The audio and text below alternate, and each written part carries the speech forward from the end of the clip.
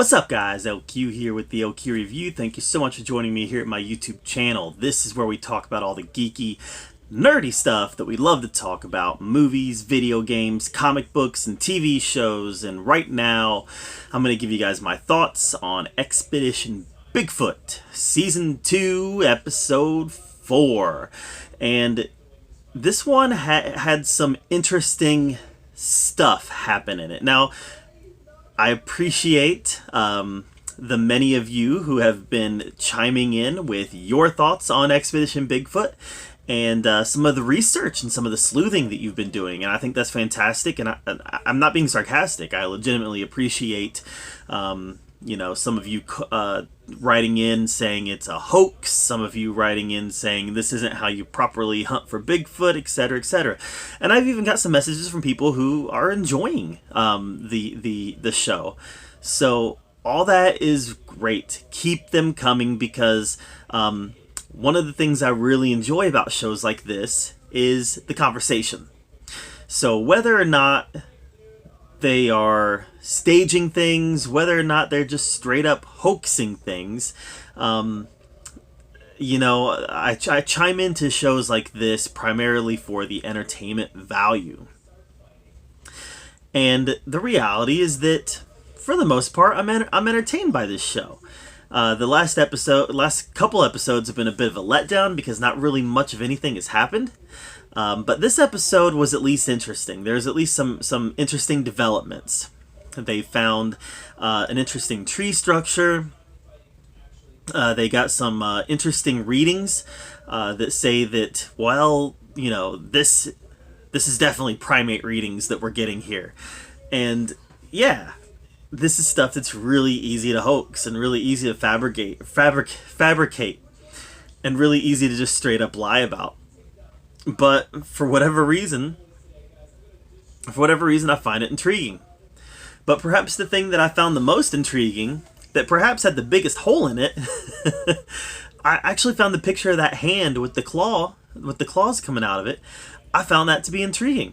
There was some stuff in the picture to give it some context as to how big it was, and if that was a raccoon hand, which it looked a little bit like a raccoon hand.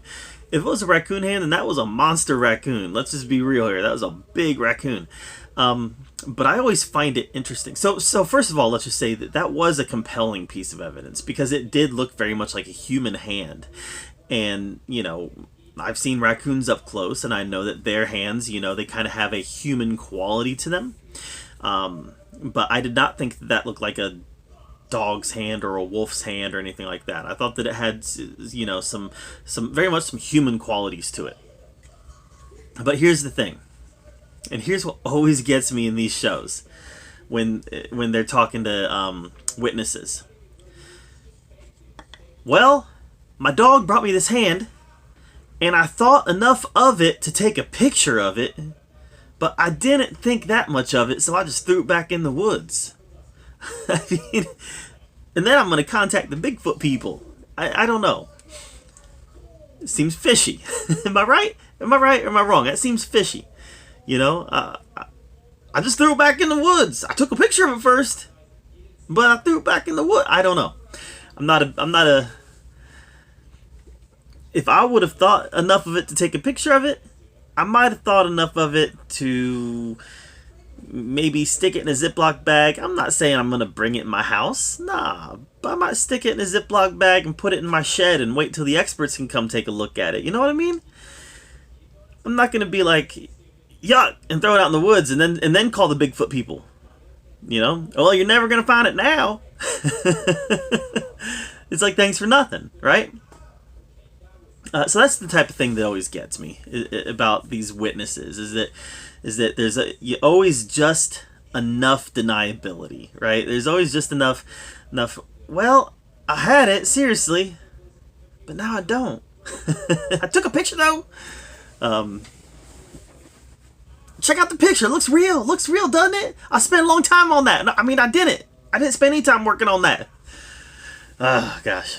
It was interesting, though. It was interesting, you know, from an entertainment standpoint. That's compelling evidence, and that's pretty much why I'm going down this ride right now. I think that these are some interesting characters, some interesting people to go on an adventure with, and I'm being entertained by it at the very least. And like I said, it's one of those things where I've said this in past videos. If they're not hoaxing it, and if they're being serious, and if they find something, that's great. That's great. I'm never going to be convinced that Bigfoot exists until either I see him with my own two eyes, or until somebody catches him or gets a body.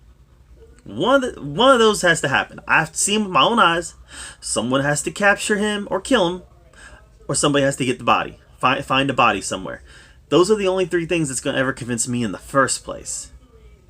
So any evidence that they find other than that, I can explain away. And I feel like most other people can explain away.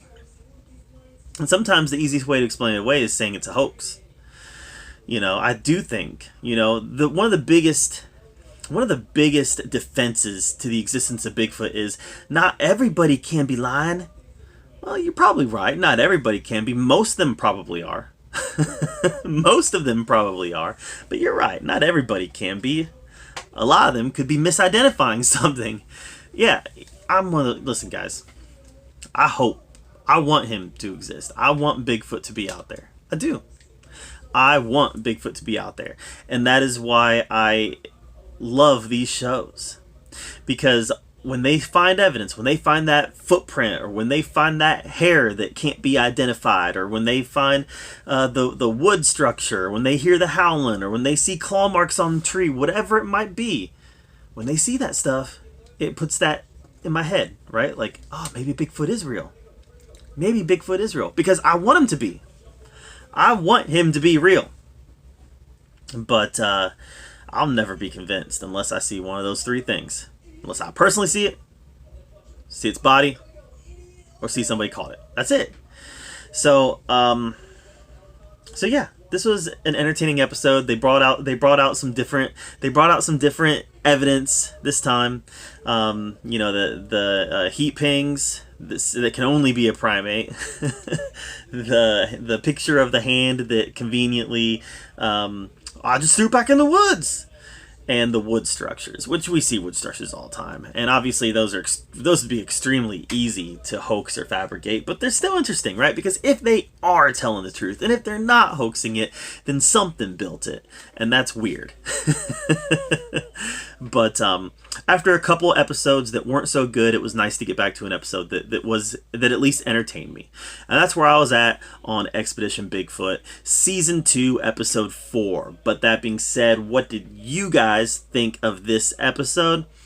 Listen, I'm more than happy to have you guys continue to write in and tell me about how this is hoaxed and why it's hoaxed and evidence that it's hoaxed. That's great. Keep it coming. And I'm more than willing to listen to stories of people who are saying, hey, I'm buying in. I'm buying in.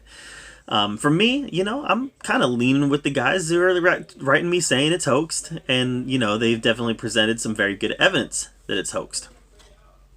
But I've always been the guy that said maybe they are hoaxing it, maybe they're not. Maybe they're hoaxing some of it and some of it's legitimate. You know, whatever the case may be, I'm not going to believe anyway until they find something. So if they find something, more power to them. I'm going to watch. So what did you guys think of Expedition Bigfoot Season 2, Episode 4? Let me know in the comments down below. While you're down there, make sure you subscribe to my channel. And as always, thank you so much for joining me right here at the LQ Review, where we get to talk about all the geeky, nerdy stuff that we love to talk about. Until next time, we'll see you guys later.